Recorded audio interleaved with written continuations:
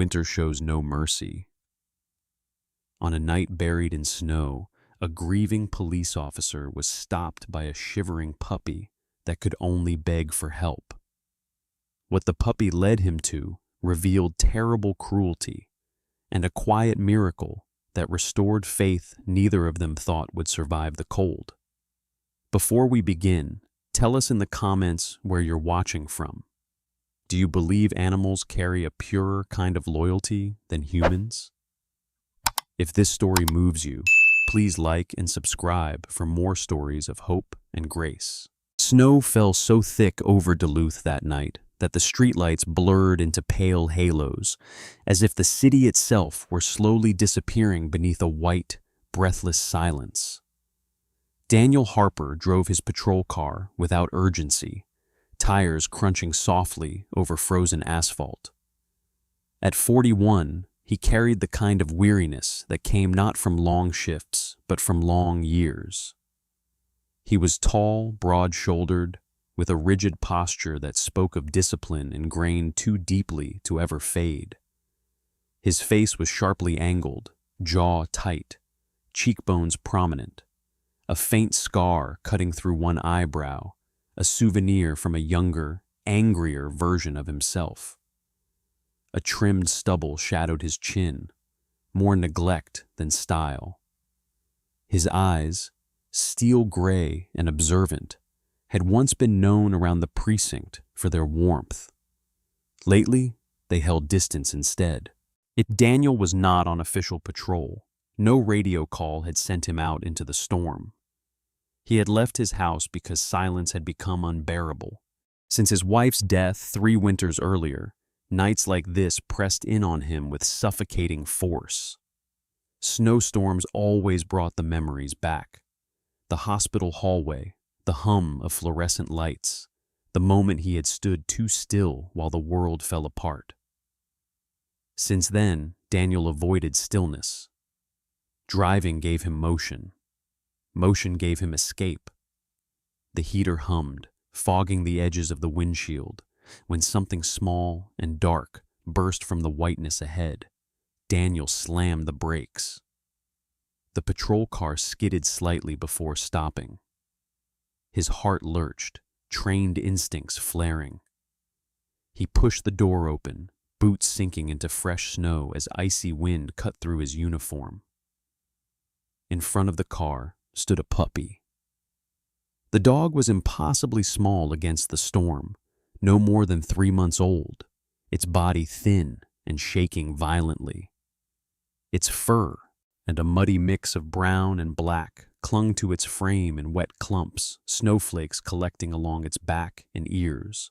One ear drooped awkwardly, as if never quite healed right. Its ribs were faintly visible beneath the fur, and its paws trembled, as though the cold were chewing straight through bone. Then the puppy did something Daniel would remember for the rest of his life. Slowly, unsteadily, it rose onto its hind legs. Its front paws lifted and pressed together, not perfectly, but clearly, an unmistakable gesture of pleading. The puppy swayed, struggling to balance, but it did not drop back down. Its eyes, wide and dark, locked onto Daniel's face with raw, desperate intent. Daniel froze. In all his years on the force, he had faced violence, grief, human cruelty in countless forms. None of it prepared him for the way that look pierced straight through his chest. This was not an animal acting on instinct alone. This was a creature asking for help. Hey, easy, Daniel murmured, his voice rough from disuse, as if he'd forgotten how to speak gently. The puppy whimpered, a thin, broken sound nearly lost to the wind, but it did not run. Instead, it dropped back onto all fours, took a few steps away, then turned and looked back at him. Again, it lifted its paws together. Again, it waited. Something inside Daniel shifted. He thought of all the nights he had wished someone had stopped him, before he drove too fast into grief, before he locked himself away. He thought of how helplessness could hollow a being out, whether human or animal. He felt anger rise, not sharp, but heavy, at a world that kept creating moments like this. Daniel followed. The puppy moved slowly, frequently glancing back to make sure he was still there, its small body fighting every gust of wind. Daniel's boots sank deeper with each step as they left the main road and crossed toward a darker stretch of land near the industrial edge of the city. The storm swallowed sound, turning the world into nothing but breath, snow, and instinct. Daniel didn't know it yet, but this night, this single choice to stop, to follow, was already pulling him towards something he had avoided for years, the chance to save a life, and in doing so, face his own. Daniel stepped out of the patrol car as the wind sliced through his coat and into muscle and bone, a cold so sharp it felt intentional, as if the night itself meant to test resolve. The puppy did not flee. It stood in the snow just ahead of him, small body trembling, breath puffing in quick, uneven clouds. Up close, Daniel could see how young it truly was. No more than 3 months old, with oversized paws it had not yet grown into, and a narrow muzzle dusted white by snow. One eye was rimmed pink from cold and exhaustion, the other wide and dark with an intelligence far too heavy for a creature this young. When it lifted its front paws again and pressed them together, the motion was clumsy but deliberate, a silent prayer repeated not for effect, but for survival.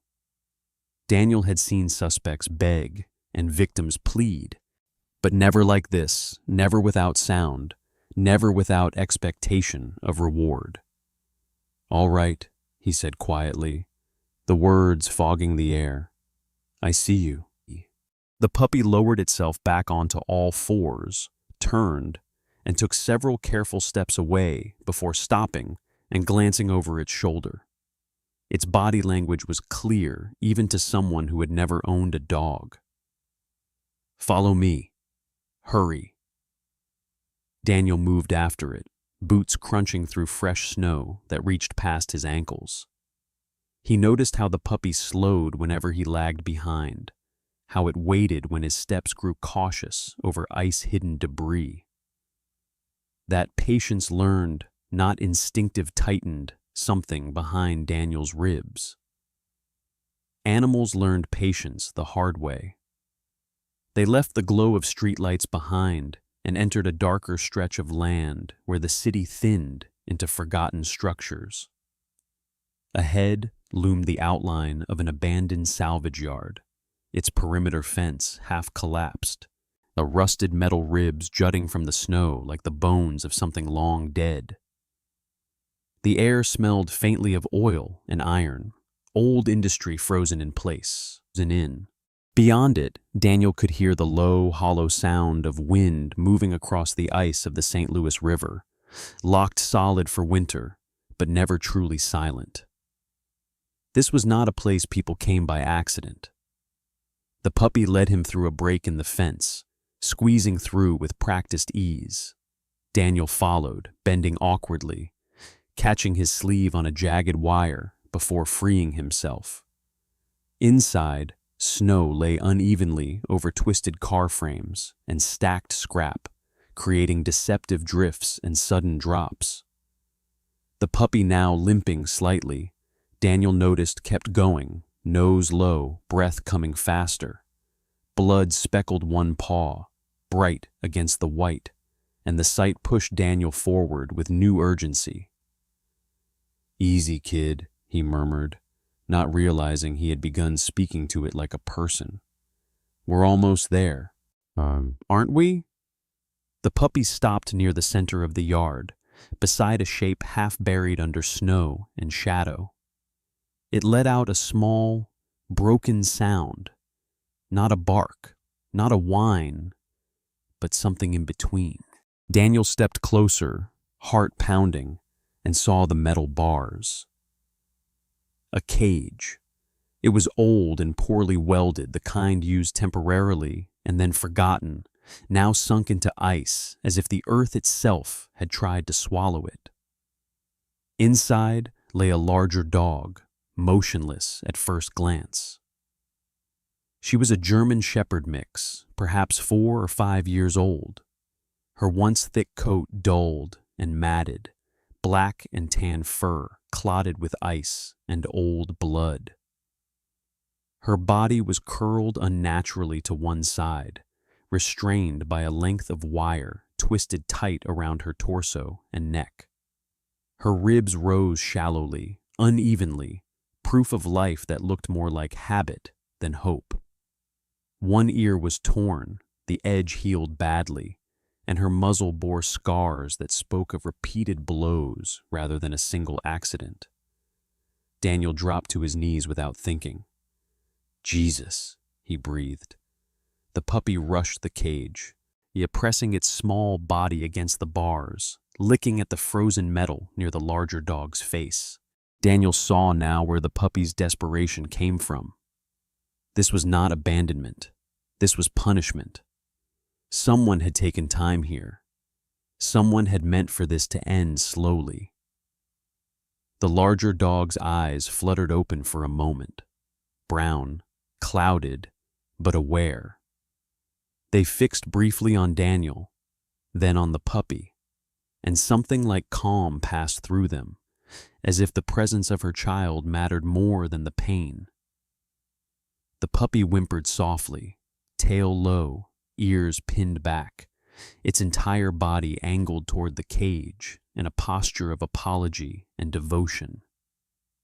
Daniel felt a familiar, dangerous heat rise in his chest, the same anger that had once made him reckless on the job, before loss had tempered him into caution. Not tonight, he thought. Tonight, it would become action. He reached for his radio, then paused, looking at the wire biting into the dog's flesh, at the way her breath hitched with every movement. Time mattered. He pulled off one glove and tested the wire with bare fingers, wincing as cold metal burned skin. The puppy watched him closely, as if memorizing every move.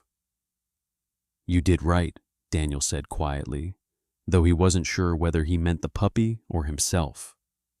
"You found me." Snow continued to fall, indifferent and relentless, but something had already changed. In this forgotten yard, beneath layers of ice and cruelty, a choice had been made, and it would not be undone. Daniel's breath caught as the full scene came into focus, clearer now that his eyes adjusted to the dim spill of moonlight reflecting off the snow. The cage was worse up close. Rust had eaten through the bars in jagged scars, and the wire binding the dog inside was not rope or chain, but thin steel, twisted cruelly tight, the kind that cut deeper the more one struggled. The dog Luna, he would later name her, lay pressed against the frozen ground, her body angled unnaturally, as if she had tried to shield herself from blows that came from every direction. Her fur was stiff with ice, her skin split in places where the wire had bitten down, blood darkened to almost black by the cold. This was not neglect born of poverty or confusion. This was deliberate. Daniel swallowed hard and forced himself to look for details, the way training had taught him. His mind shifted into a steadier gear, one forged through years of scenes he wished he could forget. Near the cage, boot prints cut sharply through the snow, large, deliberate strides that did not belong to him. They were fresh enough that the edges had not yet softened. Someone had been here not long ago. A second set of prints overlapped the first, lighter, erratic, as if the person had paced. Anger rose again, hotter now, But Daniel kept it contained. Rage blurred judgment. He had learned that lesson after his wife's accident, when anger at the world had nearly cost him his badge. Milo pressed his face between the bars, licking at Luna's muzzle with frantic devotion.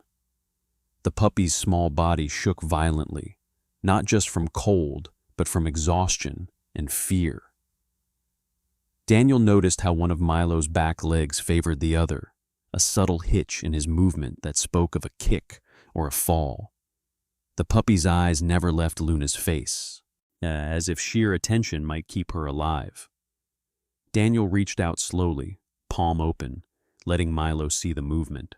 After a tense second, the puppy allowed the contact, leaning briefly into Daniel's hand before returning to the cage. Trust, given sparingly, felt heavier than any accusation. Daniel tested Luna's responsiveness with gentle pressure along her shoulder. Her eyelids fluttered, breath hitching shallowly, and she let out a faint sound that was more air than voice. She was alive, but barely. Hypothermia, blood loss, shock, any one of them could claim her if time slipped away. Daniel pulled his jacket tighter around himself, then shrugged it off and draped it over the exposed side of Luna's body, tucking fabric through the bars where he could.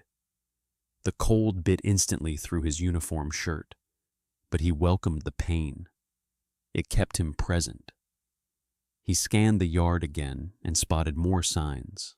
At the length of broken fence wire dragged across the snow toward a stack of crushed appliances. Near it lay a cigarette butt, half buried, the filter stained yellow, the paper soggy but intact. Someone had stood here and watched. The thought made Daniel's jaw tighten. He photographed the scene quickly with his phone boots, cage, wire, cigarette angles drilled into him from years of evidence collection.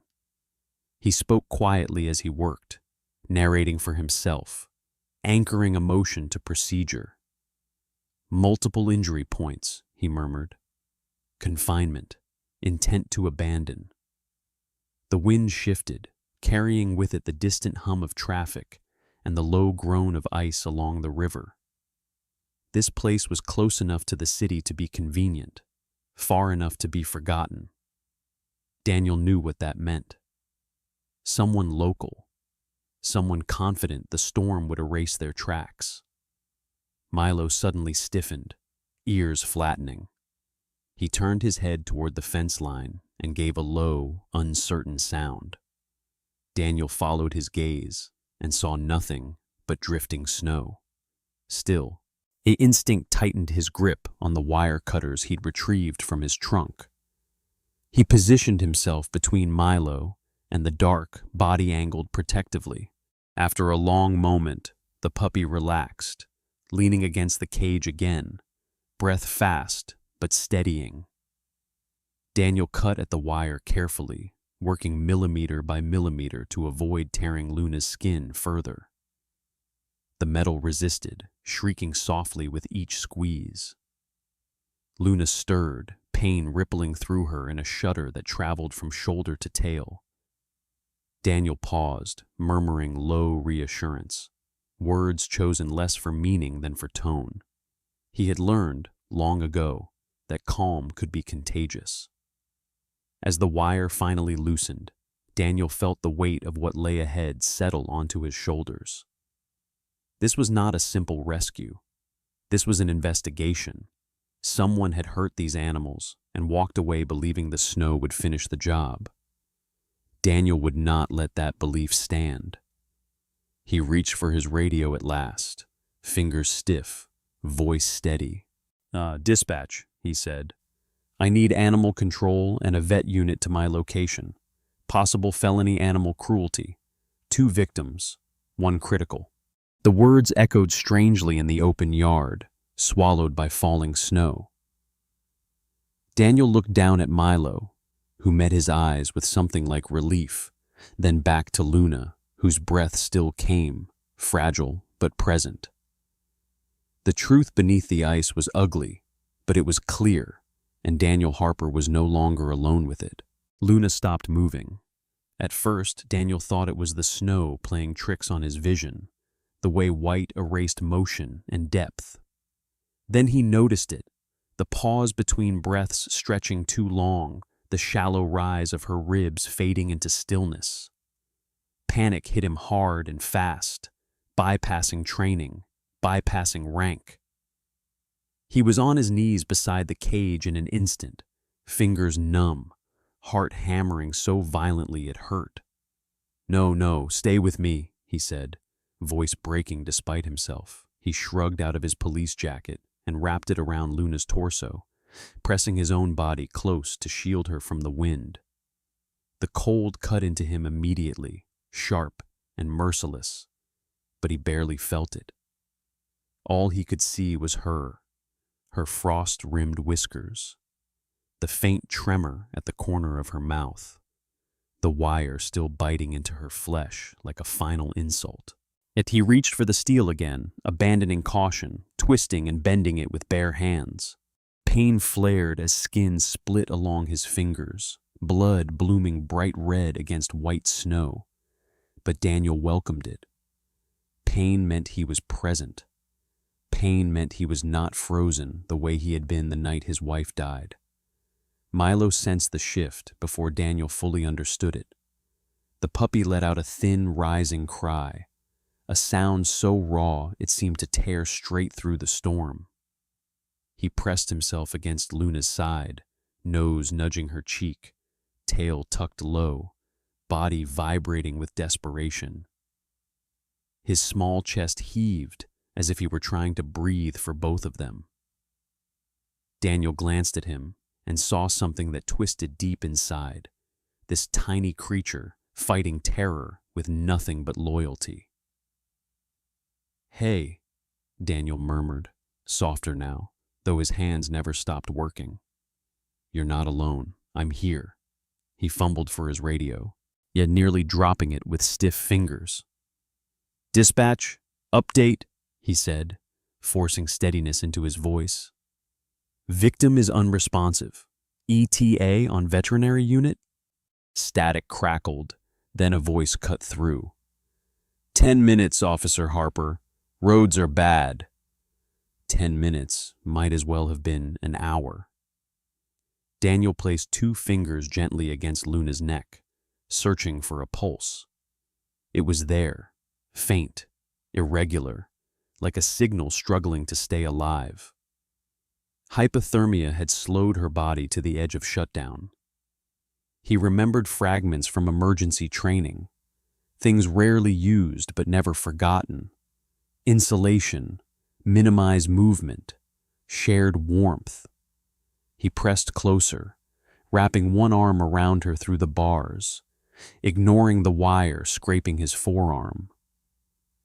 His breath fogged her fur as he spoke to her, words tumbling out without planned stories, reassurances, anything to anchor her to sound. "You've got a kid who needs you," he said hoarsely. "He's stubborn. Took after you, I bet." The wind roared louder, gusts tearing through the salvage yard, rattling loose metal and broken frames. Snow lashed sideways, stinging Daniel's face until tears froze at the corners of his eyes. For a moment, the world narrowed to this: cold, blood, breath, and memory. He was no longer 41.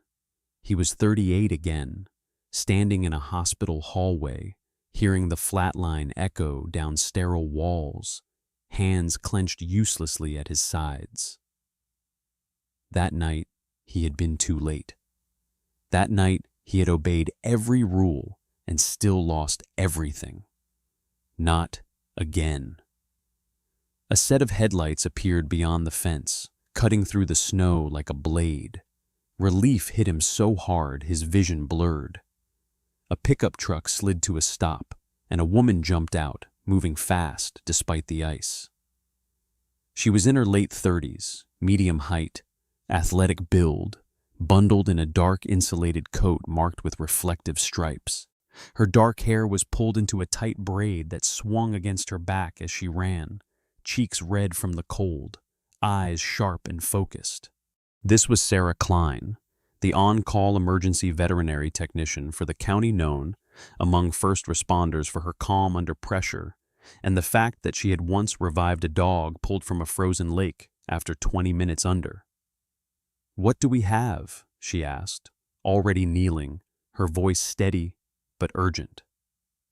"Female, adult, severe hypothermia, trauma, wire restraint," Daniel replied, automatically shifting into coordination mode even as his hands shook.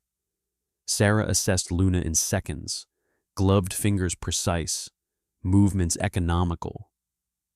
"She's crashing," she said, "but she's not gone." She pulled thermal wraps from her kit and slid them through the bars with practiced efficiency, layering them over Daniel's jacket. "Keep talking to her," she instructed. "Don't stop." Milo watched Sarah closely, a fear flickering but not turning to aggression. When she glanced at him, he flinched, then pressed closer to Luna instead of running. Sarah noticed, her expression softening for half a heartbeat. "Good boy," she murmured. "You did your job." Together they worked against the clock, Sarah stabilizing, Daniel holding, Milo bearing witness with every ounce of his small, shaking body. When Luna's chest finally hitched and a deeper breath forced its way out, Daniel felt something crack open inside him. He let out a sound he hadn't meant to make, half sob, half laugh, swallowed immediately by the wind. Luna was alive, barely, precariously, but alive. And as the storm continued to rage above them, Daniel understood with sudden clarity that this moment, this fight, was not only about saving a dog, it was about refusing to surrender to loss again. Morning arrived quietly, the storm retreating as if ashamed of what it had revealed. Pale sunlight spilled across Duluth, catching on rooftops and frozen branches, turning the city into something gentler than it had been only hours before. Daniel Harper stood outside the veterinary clinic with his hands in his pockets, breath slow, shoulders finally lowering for the first time in years. Luna survived the night. The words still felt unreal. Inside the clinic, wrapped in clean blankets and surrounded by the low hum of monitors, Luna lay sedated but stable. Her breathing was steady now, her body warmed inch by inch by careful hands and modern medicine. Milo had refused to leave her side, curling against her flank the moment the staff allowed it, his small body pressed close as if anchoring her to the world. Cleaned of blood and ice. Yeah, he looked even younger, thin legs, oversized ears, fur fluffing unevenly where it had begun to dry. He was exhausted, but his eyes followed every movement in the room, alert, watchful, loyal, beyond reason. Sarah Klein stepped out beside Daniel, tugging her gloves free. In daylight, the lines of fatigue showed on her face, faint shadows beneath sharp brown eyes, wind-reddened skin, dark hair escaping its braid in loose strands. She was calm by nature, the kind of woman whose steadiness came not from softness, but from repetition. Too many emergencies survive to panic now. "She'll need surgery," she said, voice practical but warm. "Old injuries, wire damage, but she's strong. She fought hard." Daniel nodded, swallowing the tightness in his throat. "She didn't fight alone." Sarah glanced through the window at Milo and smiled faintly. "No, she didn't." The investigation moved quickly after that. The evidence Daniel collected in the salvage yard boot prints, the cigarette butt, the twisted wire proved decisive. By afternoon, Detective Mark Ellison took over the case. Ellison was in his early 50s, lean, with a graying beard, kept trimmed close, and eyes that missed little. Years on violent crimes had carved patience into him, replacing the sharp edges of anger with something colder and more precise. He listened without interruption as Daniel recounted the night, nodding once, slowly. Animal cruelty cases don't always get this kind of follow-through, Ellison said later, staring down at photos spread across a desk. But this one will. They found the perpetrators within days, a couple who lived less than 2 miles from the salvage yard, both with prior complaints filed and ignored. They had taken Luna in young, then taken their anger out on her when she grew too large, too loud, too alive. The charges were severe. For once, the law moved with clarity instead of hesitation. Daniel did not attend the arraignment. He didn't need to. Justice, he had learned, did not always require witnessing punishment. Sometimes it was enough to know it existed. Weeks passed. Snow softened, retreating into gray slush along the curbs. Duluth breathed again. Daniel returned to work, but something in him had shifted. The nights no longer chased him out of his house. Silence still existed, but it no longer felt like an enemy. The day Milo and Luna were cleared for release arrived without ceremony. Daniel stood at the shelter entrance, hands awkward at his sides, as if unsure of his place. Luna walked out slowly, scars shaved and stitched, her frame still lean, but her eyes clear. She stopped when she saw him, studying his face with quiet intensity, then stepped forward and pressed her nose briefly against his knee. It was not submission. It was acknowledgement. Milo, on the other hand, launched himself forward with reckless enthusiasm, paws skidding, a tail whipping back and forth until his whole body wagged.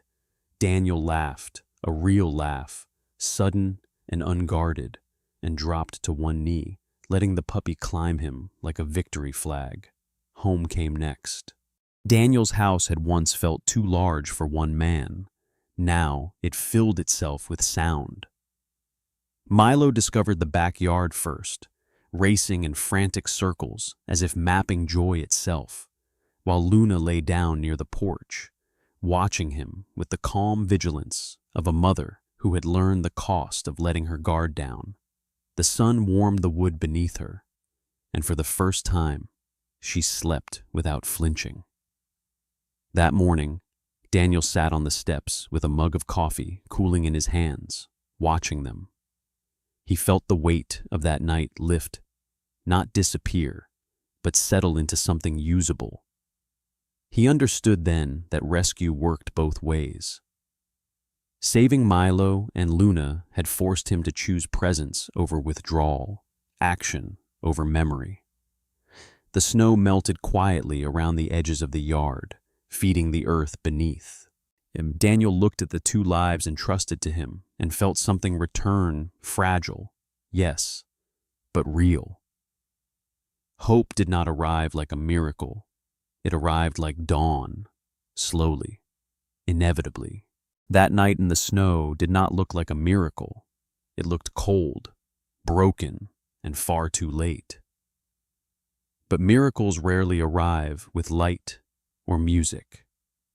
Sometimes they come quietly, disguised as a choice to stop, a choice to follow, a choice to care when walking away would be easier. God does not always part rivers or silent storms. Sometimes he sends a shivering puppy into the path of a tired police officer. Sometimes he places a life in front of us and waits to see if we will listen.